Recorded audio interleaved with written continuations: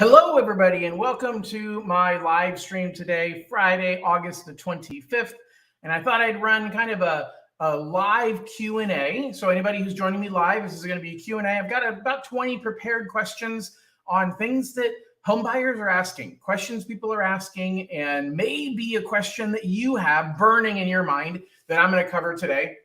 But if you have a thought, a question, something that I didn't cover or that you want to make sure I cover, absolutely, please put it into comments if you're watching live. If you're watching recorded, put it into comments on whatever platform you're watching on, and I can answer those questions. So my goal today is to answer your curiosities about home buying and what entails all the different pieces of it. And so there's really no rhyme or reason. There's no specific order to what I'm going to cover, as much as I'm just going to dive into some random topics that all have to do with the home buying process.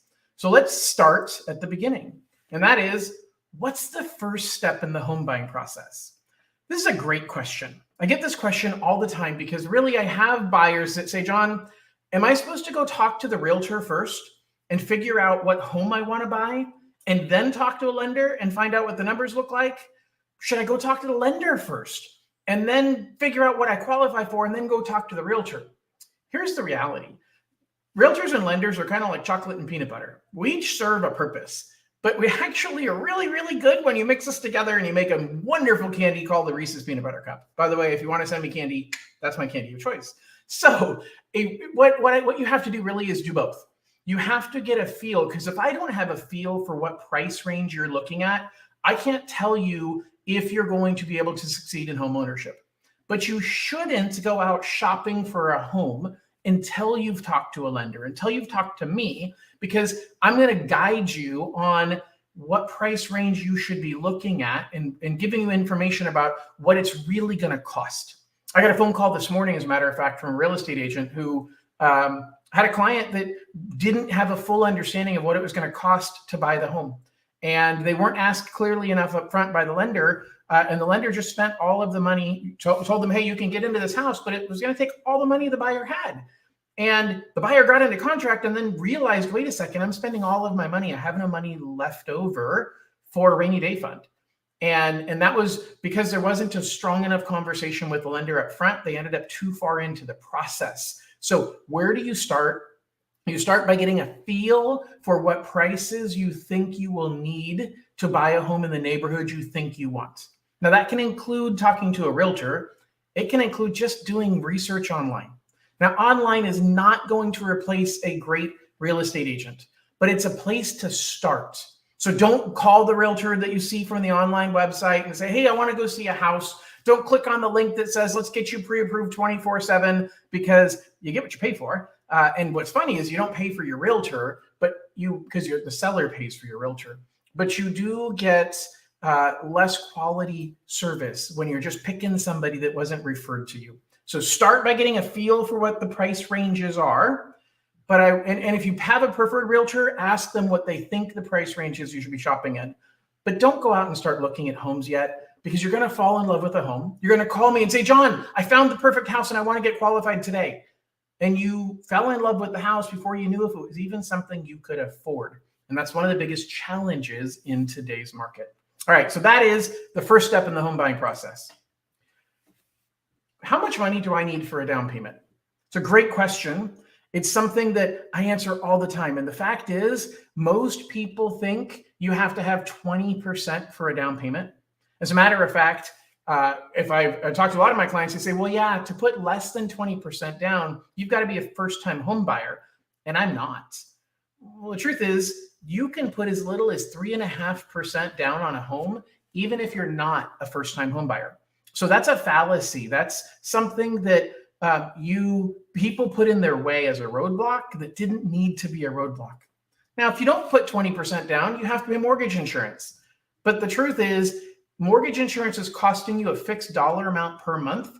But if you wait and don't buy a home, it's costing you an undeterminedly higher dollar amount in lost opportunity. Lost opportunity to build wealth through the fact that you get tax write-offs when you own a home. You lost opportunity to build wealth through paying down your balance every single month and building equity, and lost opportunity in appreciation. So don't wait to save up that magical 20% down. Although it does help your monthly payment, sometimes you've got to bite the bullet and take a little bit higher monthly payment so that you can start being a homeowner and start getting all those other benefits, and it gives you much better results in the short and the long term. Speaking of which, another question I get a lot is really a big short and long-term question about, John, what the heck factors influence mortgage interest rates? And it's really a complicated question that I'm going to give you a really, really simple answer. It's kind of like asking what factors go into gas prices. It's that simple. It's a lot of different things that come together to determine what the cost is going to be. So just like gas prices, interest rates are determined by the economy. If the demand for goods and services is high and people are spending lots of money and the economy is doing very, very well, that impacts what the cost of a barrel of oil is. It impacts what mortgage rates are. And so the economy drives interest rates. Another thing that drives interest rates is the Federal Reserve. They're right now pulling the strings and playing with where interest rates are at to try and impact inflation. So that's another big picture economic issue. But then there's local things. So again, thinking about gas prices, you've got the cost of a barrel of oil that's impacted by the economy and by the supply of oil and the demand for oil. That's the big picture behind the scenes. That same kind of thing happens with mortgages. But then you have local issues. You have, what does it cost to refine oil in your state? California has pretty high cost of refining of oil because we have special rules and we've got taxes that the state of California adds. And then we've got local costs. We've got local taxes that you're going to pay. And then finally, you have, well, what type of gas does your car require? So the car you bought determines in part what the price of gas is. Well, a mortgage works the same way. So it's, what is the type of loan that you're getting? Well, that has to do with how much of a down payment you're putting down. That has to do with what your credit score is. There's a lot of different factors that, even though somebody can say the average market rate today is 7.25%, by the way, the average market rate today is 7.25%. That doesn't mean you're getting 7.25. It means also how much did you pay in points, which is a fee that you pay to get that interest rate. You can buy down a rate by paying more in fees up front. You get a lower interest rate over the life of the loan. You can also do the opposite and get a low-cost loan by taking a higher interest rate. That's called buying up the interest rate. Pay me more money in interest and I'll charge you less in upfront fees. So lots of factors that impact interest rates, and some of them you can control, like your credit score and down payment. Some of them you cannot, like the economy and inflation and things like that. Let's dive into talking about the importance of getting pre-approved for a mortgage. So first and foremost, most sellers aren't going to entertain an offer unless you're pre-approved. Now, I'll talk in a little bit about the difference between pre-approved and pre-qualification and explain to you kind of what all that means. But the key importance is that you have confidence. When you are pre-approved, you are confident that you're qualified for the loan. There are so many little things that can go wrong in the home buying process and in the lending process. And when you simply say, you know what, I'm going to go ahead and write an offer, and once my offer is accepted, then I'll provide the credit documentation, the income, and my bank statements. Well, it's a little late at that point. And now you're spending money on inspections, you're spending money on an appraisal, and we don't even know if you're actually qualified to get the mortgage. So make sure, not only does the seller want you to get pre-approved, but even if the seller doesn't care, you need to care. You need to make sure that you are pre-approved before you get your heart set on a home and start spending money on that home. My next question, how do I know what I can afford in terms of a home? So here's the wrong answer. The wrong answer is, well, the bank said I could afford that monthly payment, so I must be able to do it. That is not the truth. Just because I think you can afford a monthly payment does not mean you should have that monthly payment. What it means is I would allow you to spend that much, but I have no idea how much you're spending in entertainment, how much you're spending in travel, how much you're spending for clothing or utilities, or maybe you're supporting a family member. Maybe you give away a lot of money in tithing. We all have different financial circumstances. And so don't take what the lender says as, well, if they think I can afford it, I must be able to. But here's the other wrong answer. The other wrong answer is, do not take simply what you're paying in rent right now or what you'd like your payment to be and say, oh, that's the most I can afford in a home. That isn't true either, because home ownership comes with a lot of benefits and wealth building and stability, but those kind of benefits aren't free. You will pay more to be a homeowner than you'll pay to be a renter, but you gain in so many other ways. So it's really actually a combination of both. The best answer to how much can I afford for a home is to find the happy medium between what you're comfortable spending and what your lender will let you spend. And you cannot go above what your lender will let you spend. But often, especially in this high interest rate environment, you have to go over what you're comfortable spending. And sometimes that means you have to lower the amount of money you're investing in other areas, decrease the amount of money you're spending on other things. But ultimately, the most straightforward answer to this is we've got to set up a consultation. If you want to know what you can afford, it has to be a one-on-one conversation. I say all the time, don't believe anything you see on the internet. Well, guess what? Nobody's sitting here right now talking to me. So what you're listening to, it's on the internet. Don't believe me either. Now, hopefully you do trust me, but don't take what I'm saying today as your answer. You need to meet with me. We do a review of your credit, your income, and your assets, and that's when we determine what can you afford in terms of a home.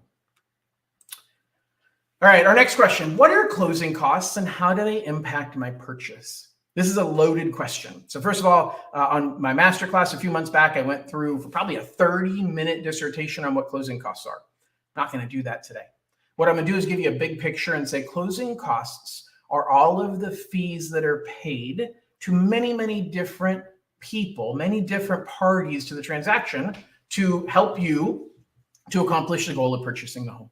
So closing costs as a general rule are about 3% plus or minus of the purchase price. But there's a major thing to understand, and that is that the closing costs don't double when your purchase price doubles. And the closing costs don't cut in half when your purchase price cuts in half. So I know I just said it's around 3%, and that's a pretty good ballpark. The problem is the appraiser is going to charge the same amount of money whether you're buying a $100,000 home or a $1 million home. The underwriting fees are going to be the same. The credit report fees are going to be the same whether you're buying a $100,000 home or a $1 million home. So you've got to also temper that 3% number with a range. I would say the minimum to expect to pay in closing costs is 10 grand. So if you say, hey, I'm buying a $200,000 home, well, 3% of that is $6,000. Yeah, that's not realistic. Realistically, you're going to be paying about 10 grand. So when you say I need X amount of dollars to buy a home, it isn't just I need this much money for down payment, but I need down payment and I need closing costs. And your closing costs are always separate. So people misunderstand and say, John, I'm putting 20% down on my home. I'm buying a $500,000 home and I'm writing you a check for $100,000. I'm putting 20% down.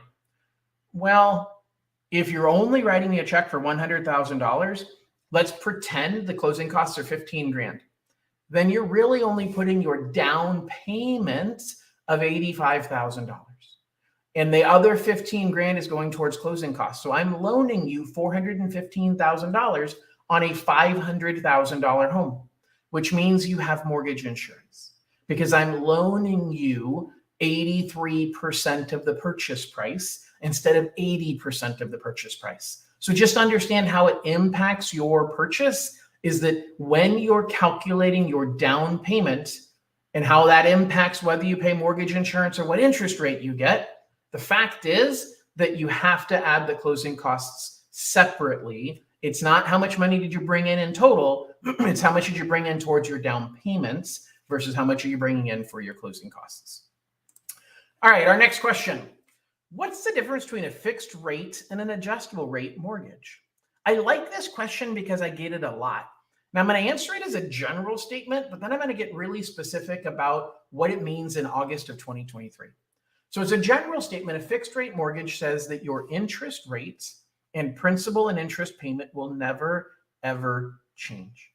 Now, it's kind of misleading because I didn't say your total monthly payment will never change, because you also have property taxes and homeowners insurance and maybe mortgage insurance in that monthly payment. And those three things can change. Homeowners insurance is just like your car insurance. It's going to change every time you renew. So that portion of your mortgage payment will change as your homeowners insurance renews. Property taxes are based on the value of your home, and as the value goes up, you pay more in taxes. So that portion of your payment is going to change. So even though you have a fixed rate mortgage, your payment is going to adjust simply because of the fact that taxes, insurance, and mortgage insurance can change on a regular basis. Now, an adjustable rate mortgage means that the principal and interest payment can also change because your interest rate is not guaranteed to stay the same for the life of the loan. Most adjustable rate mortgages, you have a period of time that it is fixed or locked in. Those are called hybrid adjustable rate mortgages, where it's fixed for a period of time and then it is adjustable after that. But here's the deal. Why would you want to take an unknown about when interest rates are going to be in the future? Well, you would do that because you get such a big discount off of the interest rate today. That's the theory. If I said, hey, you're going to pay 7.25% for the next 30 years, chances are you're going to refinance that in the next 2 to 5 years because rates should be dropping and you should be able to take advantage of refinancing. So if that's the case, well, if the bank's going to offer you 5% for the next 10 years, who cares what it is after that? Because I'm sure I'll refinance again before 10 years. I might even sell the house before 10 years. I don't need a loan to have a guaranteed interest rate for 30 years. Alan Greenspan, the head of the Federal Reserve back in the early 2000s, he was famous for saying that the American home buyer is wasting a significant amount of money on a 30-year fixed rate mortgage because the average person only keeps their mortgage for 5 years. So he proposed that you're better off getting an adjustable rate mortgage. Well, that was in the early 2000s when a lot of people got adjustable rate mortgages. And we learned what the negative is to adjustable rate mortgages, which is that if interest rates don't go down, you're going to be stuck with a significantly higher monthly payment. And if houses around you start going into foreclosure and they have adjustable rate mortgages and they can't afford their payment, it makes it even harder for you to refinance to get a fixed rate and a fixed payment. So not only is it really, really scary and likely not worthwhile, in August of 2023, it's 100% not worthwhile because the economy is broken. If you know anything about how interest rates work, I'm going to give you a really simple overview. If I'm loaning you money, let's say it a different way. If you're loaning your best friend $100 and they're going to give it back to you tomorrow, do you want any interest on it? No, they're giving it back tomorrow. If you're loaning them 10 grand and they're going to give it back to you in 5 years, well, A, that's a lot more money. And B, that's a lot more time. So you're going to want to earn some interest. Now, if they say, hey, I want a 10 grand and I'll pay it back in 20 years, you're going to want a lot more interest. The longer that you're going to take to pay me back, the more money I'm going to want to earn in interest because I could have used that money to do something else. It's called opportunity cost. You cost me the opportunity to do something else with that money. Well, that's how the economy is supposed to work. Today, it's backwards. Today, short-term rates are more expensive than long-term rates.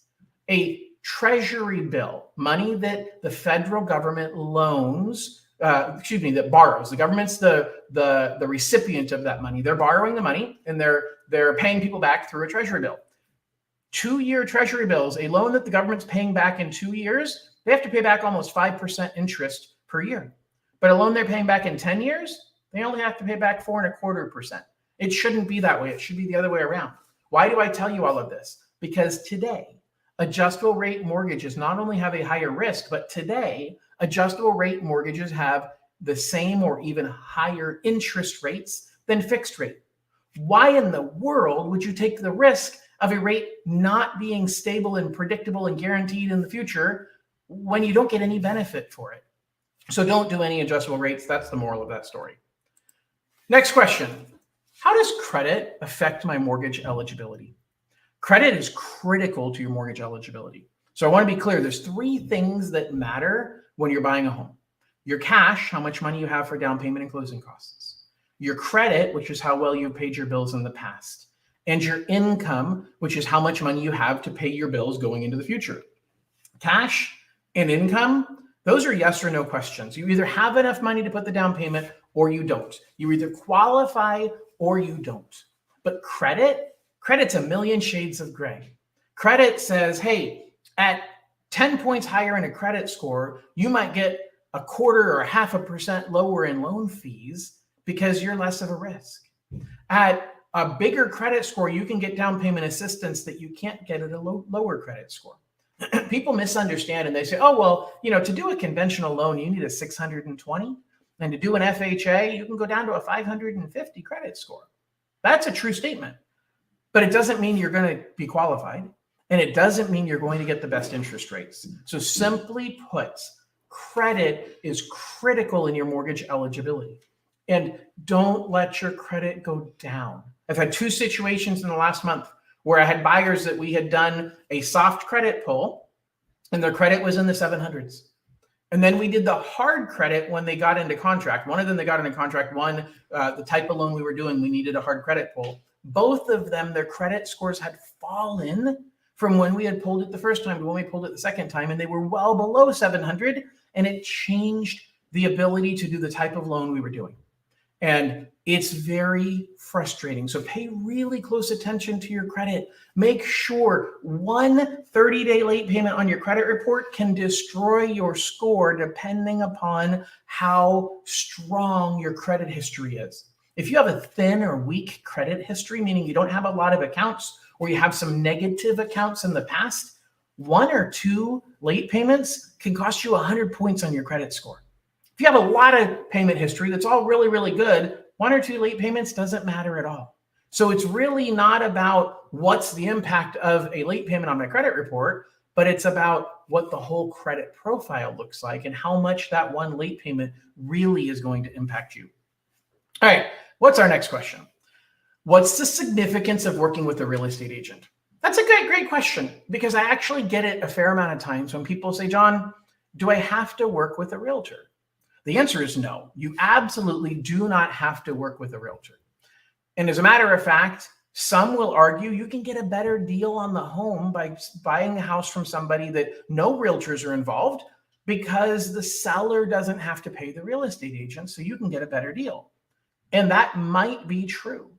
It also is said that you can get a better deal if you work with the agent that the seller is using, so that that one person covers both of you and they don't have to make as much money, which means if the seller's not paying them as much money, you get a better deal on the house. Sometimes that's true. But let's think about this realistically. You're about to embark on probably one of the biggest financial decisions in your life. And it is critical to get the best representation you can get. And that representation has to do with, are you trying to wing it? Are you trying to figure it out and hope everything works okay? Cross your fingers and your toes and hope that everything works okay. Or are you going to trust a professional that has your best interest at heart, that is tried and true, that has proven to you, to your family, to your friends, that they will do a great job to take care of you? So it is significant that you work with a great realtor that you trust. And if you end up in a position where you don't trust your realtor, or you have some concerns about whether they have your best interest at heart, talk to them about it. You can fire your realtor. Now, sometimes it's a misunderstanding, but if it's not a misunderstanding, you should fire your realtor, but then go pick another one and hire another realtor. Because as a buyer, you're not paying anything out of your pocket. The seller has already agreed to pay for their realtor and for yours. So do not let yourself fall into the trap of trying to do it on your own.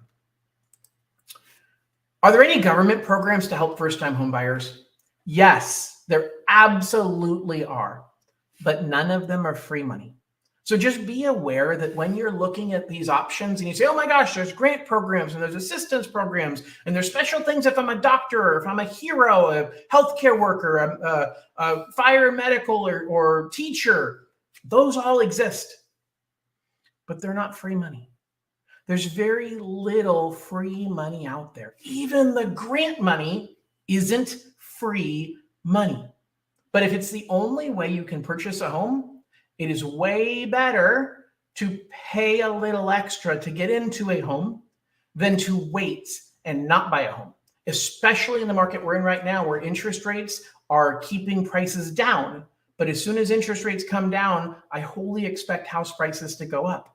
So do you want to buy now and lock in that price, or do you want to wait until later where you get a lower interest rate, but you need a lot more cash and you're probably going to have a higher monthly payment simply because the price of the home has gone up significantly higher? Something to think about. Great question. I love this one. What are the benefits of home ownership?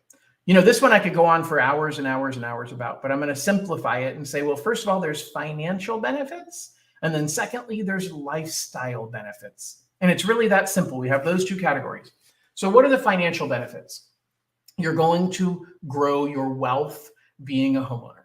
You're going to pay down your mortgage over the lifetime of your loan, and you're going to have appreciation or the value of the house going up, and you get a tax write-off. So you're going to make thousands, tens of thousands, hundreds of thousands of dollars in wealth through that effect of those three factors. But then there's the whole other side, which is the lifestyle side, which is the security of knowing that you are not going to have to move because your landlord decided that they want to move back into that house themselves. You want to know that you've got the security of knowing your kids are going to stay in the same school system and move with the same kids that they started with and have the life that you didn't have because you had to move a lot as a kid, or that you did have because you got to be in the same school as a kid. We all want for our children better than what we had for ourselves. I think that's a pretty fair statement to make across the board. And so you got to think about, what is it you want for your kids that you didn't have or that you did have that you feel was important? Maybe it's college education.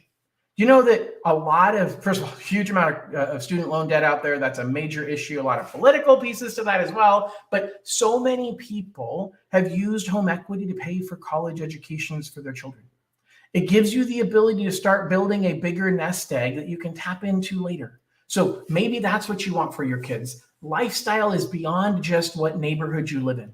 It's about how you live your life. It's about knowing that, hey, when I go and fix up the backyard a little bit and I'm spending time weeding and planting that tree, that's going to be there for my grandkids one day to go put a swing on and go spend time in the backyard overlooking the lake that is across the way. There's so many lifestyle components of home ownership that go well beyond the financial ones that you have to think about, why do I want to be a homeowner? And maybe it's financial, maybe it's lifestyle, maybe it's both. But you've got to understand that, because this is a very challenging environment. And I'm not just talking about 2023. I'm talking about this era, the era that we're in. And I'm saying the era that started in 2007 has been a challenging environment. Now, it got easier in 2012 because home prices were down significantly. But when we hit 2018, 2019, and beyond, it's been a very, very difficult era that all can be traced back to 2007. And I don't think it's getting better anytime soon. So figure out your why. Figure out what your benefit is for owning a home. And then remember that, because it is a challenging process. This question I love, because this was a question when I was researching and coming up with questions. I don't know that I really talked about this enough. And people, as you are thinking about buying a home, you're like, well, okay, I see a house online and I know that I want to buy it. And John said I'm pre-approved. So how do I make the offer? Well, that's a great question to understand the significance of using a real estate agent. What happens is your realtor writes the offer on your behalf, and the realtor sends that offer to the listing agent. The listing agent is the name of the person that represents the seller. And the listing agent then presents that offer to the seller and says, hey, the Smith family want to purchase your home. You've listed it for $500,000 and they've agreed they're offering to buy your house for $490,000. Would you like to accept that offer? Now the seller can say, yes, I'll accept it. And they sign on the bottom line and you've got yourself a contract. Or the seller can say, no, let's counter offer. Let's tell them $495 because I wanted to sell it for $500, but it's been on the market for a month and a half and nobody's been offered on it. And so they want to negotiate at $495. So they write you a counter offer. When you get that counter offer, you have the option of saying, yep, I accept, sign on the bottom line, and you're in contract. Or you can counter back. And anything can be included in the counter offer. You could say, fine, I'll pay, you can counter back and say, I'll pay you $495, but I want you to include the pool table that's in the loft upstairs. Because you really wanted a pool table and you figure it's going to cost me $3,000 or $4,000 to buy a pool table and get it installed. And so if they just leave the pool table, then that makes up for that extra $5,000 that I'm paying. Now be careful about personal property. Personal property being included in the contract can be a challenge for lenders, and we've got to basically confirm that they have no value. But the bottom line is a pool table, sometimes it's more expensive to move it out and sell it than it is to just give it away. So that's a good example of something that has no value. But you would counter back and forth. Now, there's a thing called a multiple counter offer, which is more common than you'd like to think. And that means you wrote your offer at $490, somebody else wrote an offer at $490, and the seller says, well, I can flip a coin and pick one of them. Or I can reply to both of them and say, hey, guys, I'm replying back and I'm saying I want to sell the house for $500,000. That's my reply. But it's called a multiple counter offer because, hey, I'm sending this to multiple people. And so just because you agree to it does not mean you win. On a regular counter offer, if you agree to the terms, the house is yours, they can't change their mind. On a multiple counter, they're saying, hey, I'm sending it to multiple buyers at the same time. And once you respond, often they'll ask for your highest and best offer. What's the highest amount you're willing to spend with the best terms? So terms might have to be, how long or what type of contingencies do I have?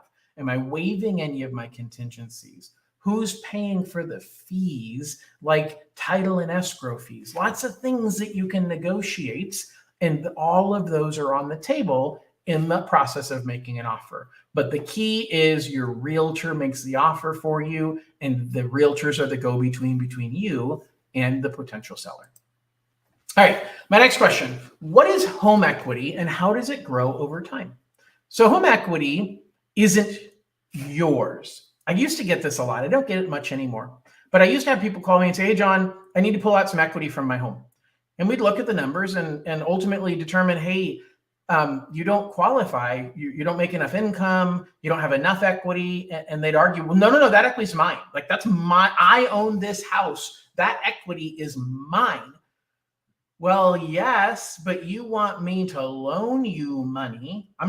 The only way you get your equity out of the home is if you sell the home, okay? It's like you own a share of IBM. Well, I own a share of IBM and it's worth whatever, $150. And I only paid $50 for it. So I've gained $100 on that share of IBM. But it's not real money unless you sold it. And you say, no, I don't want to sell my share of IBM because I think it's going to go up to $200. Cool, then keep it. But you run the risk it goes back down to 100. You can't just cash out and say, hey, by the way, I want you to give me my equity out of the share of IBM, but I still want to own it and get the appreciation. It's not your money to spend unless you liquidate it, which means you sell the house. Otherwise, how you get the equity is you ask us to loan you money backed by that equity. But that equity can go away. That equity can go away because maybe house prices go down some. Lots of reasons why it can. Now, that doesn't typically happen, but it can. So let me back up and simply define what is home equity. The equity is the difference between what you owe and what it's worth. So you buy a house and you buy it for $500,000 and you put $100,000 down. You owe $400,000. Day one, you have $100,000 in equity. That all came from you paying the $100,000 as down payment. Now, 10 years from now, making up fake numbers, your $400,000 loan has been paid down to $350,000. and the value of the home has gone from 500 to 600. So now you owe 350 and the house is worth 600. You have $250,000 in equity. So that is the definition of home equity. And the way that it grows is two ways. It grows through paying down your balance, and it grows through appreciation or increase in the value of the home. All right. So what's the process of getting a mortgage? Hopefully you're enjoying these questions. By the way, if you have more questions and you want to ask them, please feel free to post it in the comments on the live. If you're not watching live, feel free to post it in comments as you're watching the recorded version on whatever platform you're watching on. So let's repeat the question. What is the process of getting a mortgage? Really, it starts with determining, are you qualified? So we got to look at your credit. We can do soft or hard credit, and there's pros and cons to both. We've got to look at your income, and we've got to look at your assets. Once I look at those things, I'll say, yep, you're blessed with a pre-approval letter, go find a home. Once you find the home, you come back, that's when we freeze your interest rate. That's when we update all your paperwork to make sure that nothing has changed. And we send that, and the escrow period is opened. So escrow is when we double check. We check with your employer. You do inspections on the home, and we are validating everything throughout that process. Once that validation is done, then you schedule a time to meet with a notary to sign your paperwork, and you bring in the remainder of the funds that you need for your down payment and your closing costs. And then depending upon what type of transaction it is, it might be the same day, it might be a few days later, that the loan is completed and the ownership of the home is transferred from the seller's name to your name. So that's the end of the process when you get your keys, but it doesn't happen until the title has been transferred into your name. All right. Next question. What's a home inspection and why is it important? So the first thing I want to clarify is there's a very big difference between a home inspection and an appraisal. So an appraisal is ordered by me, and it's really for my purposes to make sure that you're buying a house that is worth what you're buying it for, and that there are no health or safety hazards that cause an issue with our lending requirements. So we're looking at value and condition of the property. A home inspection goes way deeper. A home inspection basically is partially a review of all of the functions of the home in great detail, telling you every single thing that could be wrong or could go wrong, okay? It's kind of like one of those full body scans that people talk about where you can go have a service do a complete body scan, and I think those things are kind of scary because you're going to find a way to have a lump where and I have a what, and that could lead to, Well, here's the deal. We all have kind of funky stuff going on inside our body. And that doesn't mean we're going to die tomorrow. It means we're normal. And a house has funky stuff going on inside the house. Doesn't mean it's going to break tomorrow. It means it's normal for a 20, 30, 50-year-old home. So a home inspection is supposed to identify all those things for you, but it isn't supposed to be clean. There's no such thing as a clean home inspection. It's about finding out what you're buying to see if there's any significant issues that you weren't prepared for. They're going to talk about what could happen. Anything could happen with a home. The biggest financial rewards come through home ownership, but everything that provides a reward has some risk. You've got some risk that roof could, when the roof fails, it's your responsibility to fix it. When the water heater goes out, it's your responsibility to fix it. So the home inspection is intended to give you insight into what are some of the things that I need to be looking for. What are the things that I need to be concerned about in this home? But it is not something to say, oh, my house gets a clean bill of health or I'm not buying it. It's not something to say, hey, the seller's got to fix all that stuff or I'm not buying it. The house has been priced as a resale 50-year-old home. It has not been priced as a brand new construction home. You pay more for those because those have nothing wrong with it and they have a warranty that will fix anything that goes wrong with that house. Very, very different when you're buying a resale home. All right, so we got a few questions left here. My next question, how do property taxes and homeowners insurance work? That's actually a question I've been getting more and more lately. So in the state of California, property taxes are different than almost every other state. In most states, your property taxes are based on whatever the current value of the home is. And if the value of the home doubles from one year to the next, your property taxes double. In California, it's more controlled. So property taxes are tied to what you bought the house for, but can only go up a little bit over time. Now, property taxes you can choose to include in your mortgage payment or not, depending upon what type of loan you're doing. And to give you a little more detail on that, if you're doing a conventional loan in California, putting at least 10% down, or a conventional loan any other state, putting at least 20% down, you can choose whether you want the taxes and the insurance in your monthly payment or not. You don't have to. But if you're doing any other type of loan but conventional, or if you're putting a smaller down payment, you don't have a choice. Your taxes and your insurance must be included in your monthly payment. And you say, John, I don't want my insurance included in the payment because I want to be able to pick my own insurance company. You can. Your insurance company is not picked by the lender. Now, there's such a thing as forced placed insurance. If you don't have insurance, we're going to force a policy on you and it's going to be crazy expensive. So you don't want that to happen. So what you want is you want to pick your insurance company. And if they say, hey, it's $2,400 a year for your insurance, then that's $200 a month. And we add that $200 a month to your monthly payment. Every single month, we're collecting $200. At the end of the year, we have the $2,400 and we write a check to pay your insurance company for next year's renewal. Next question. What should I consider when choosing a neighborhood? That's a wonderful question. The first thing I'll tell you is that's a question best asked of your realtor, and your realtor needs to understand what your personal needs are. So it's not something that you can simply say, oh, I want a neighborhood that has blankety blank, because there's things you don't know. There are reports that a realtor can get for you that talk about outside influences in a neighborhood.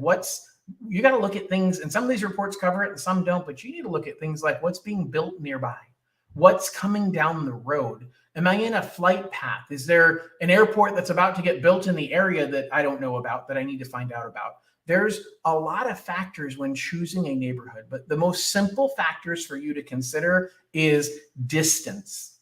Distance to work, distance to schools, distance to the things that you like to do on a regular basis. So that's a major factor. The other thing you want to look at in neighborhoods is statistics, crime. What's the crime rate in that area? The unfortunate reality is not all areas are the same, and some are going to have higher crime. And in some cases, the ones with higher crime aren't as appealing, and therefore they're going to have lower price points. So you have to figure out what's your trade-off. How important is it? Should I get an alarm on my house and that makes me feel secure in a neighborhood that has higher crime? Maybe. But you got to think about a lot of things beyond just the home and the price. And sometimes distance is something that you have to concede. You have to say, hey, I'm willing to drive an hour to work because I need to find a home that's in a nice neighborhood that is within my price range. So it's really, really important to get a great realtor to help guide you through that part of the process. All right, my next question. What's the difference between a pre-qualification and a pre-approval? That's a age-old question. First of all, these terms get thrown around loosely, but the real definition is a pre-qualification is a lender talking to you and saying, hey, Bobby, how much money do you make? $100,000 a year. Cool. And how much debt do you have? Nothing. All right, cool. How's your credit? What's your credit score? Over 700. All right, perfect. And what do you have for a down payment? 100 grand. All right, beautiful. And well, based on my math here, you make $100,000 a year, and you have $100,000 for a down payment. So you qualify for a $600,000 home. Here's your pre-qualification letter. We'll validate all of this stuff once you get in contract. Good luck. That's not worth the paper it's printed on. So you've got to make sure that you give all of the information. The pre-approval means that we've looked at everything. I've got copies of your pay stubs and bank statements and looked at your credit report and double checked everything to make sure that when we say you're approved, you're really approved and that you're really going to make it to the end and actually get the keys. Because I don't know about you, but if I'm shopping to buy a home, I'm not out looking at homes. I'm out buying homes. And I'm not writing offers for the sake of writing offers and getting into contract. I want to complete the process, and you're taking a huge risk. If you went with an online lender that says, hey, just push this button and we'll get you this pre-approval or pre-qualification letter, and you never sent them any paperwork, be careful. You may think everything is good. You may think you're in great shape, but so many times I talk to people who who have no idea that that thing on their history of their credit, that thing about how they're paid, is a negative, and it impacts their ability to qualify to buy a home. All right, my next question. How can I improve my chances of a smooth closing process? This one's complicated, but I'm going to make it super simple. Communication. Communication. It's about having great communication with you, your real estate agent, and your lender. It's about telling us everything. Don't hold something back hoping it will get better. Don't hold something back saying, you know what, I think this won't be an issue, or if I don't say anything, they won't find out about it because nobody brought it up yet. Bring it up. I suffer from a disease called short-term memory loss. What I mean by that is if you tell me something and I didn't have a legal obligation to disclose it, which for the most part, if I don't have it on paper, I don't know about it. And so if you say, hey, John, I had this thing happen on my credit a while back, 9 times out of 10 it isn't an issue. And if it's not something that we're going to discover through the documentation we get, then I don't care. There's actually ways in which we can change the type of documentation that we're asking you for so that that never comes to light. So it's about full disclosure and clear communication. And if you do that, we are going to most likely have a smoother process. But guess what? Nothing is smooth right now. Nothing is smooth. So just be prepared for speed bumps, be prepared for turbulence, understand this process has so many moving parts to it, and we are literally dealing with a changing economy and a changing housing market, and the rules are changing. And so be aware this is not a simple process and that it is going to be stressful, but we're going to do everything we can to make this as simple and smooth for you as we can.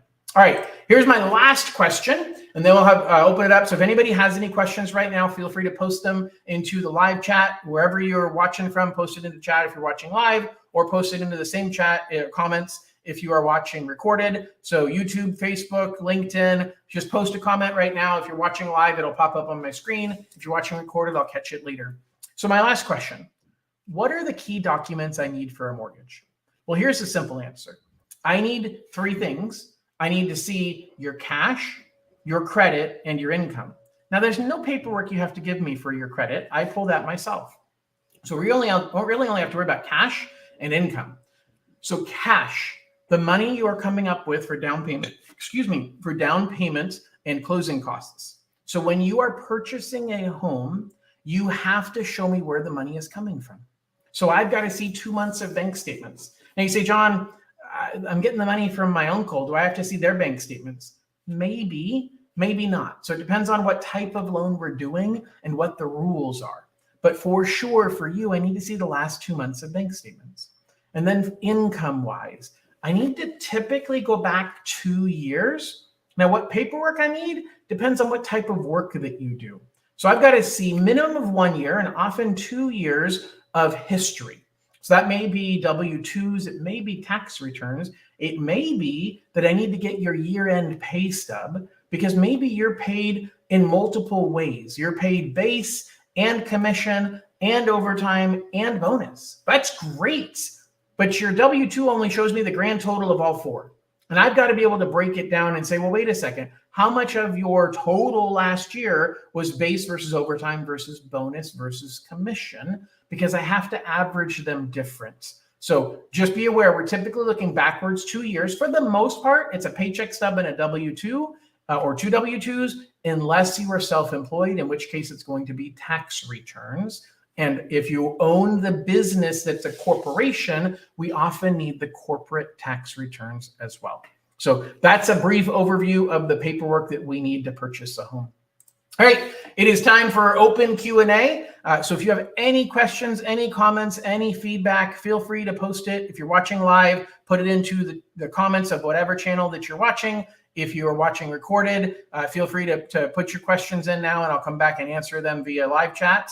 Otherwise, it looks like we don't have any questions popping up right now, so I'm going to go ahead and wrap this up a couple minutes early. I really appreciate you all joining me. If you have any further questions about anything, or if you need any further clarification, please reach out. Over here, you'll see the next steps. If you're ready to start your home ownership journey, scan the QR code, and it will take you to my website. You'll be able to download my mobile app, and also check out my YouTube channels. So I've got 2 YouTube channels, John Lone King and California Dream for All, and I look forward to helping to educate you and guide you through the home buying process. So thanks, everybody. Have a wonderful weekend, and we'll talk to y'all soon.